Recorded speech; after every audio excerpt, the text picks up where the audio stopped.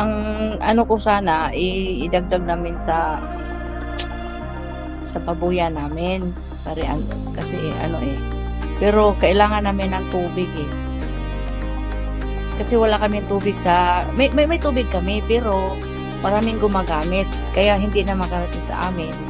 Kaya nag-ano kami ng sarili na naming linya ba. Oo. So 15,000 ang nagastos namin sa ano. Kasi bumili pa kami ng motor. Yung kuryente ba para tapos binili namin ng pagkain sa baboy yung iba na tira.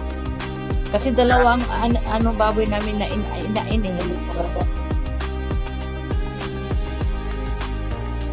Kasi nga, marami naman nag-invite sa akin na mga ganyan, mga loan. Pero hindi ako, kasi takot ako sa scam Oo, kaya doon na kay Ron, naniwala naman ako kay Ron.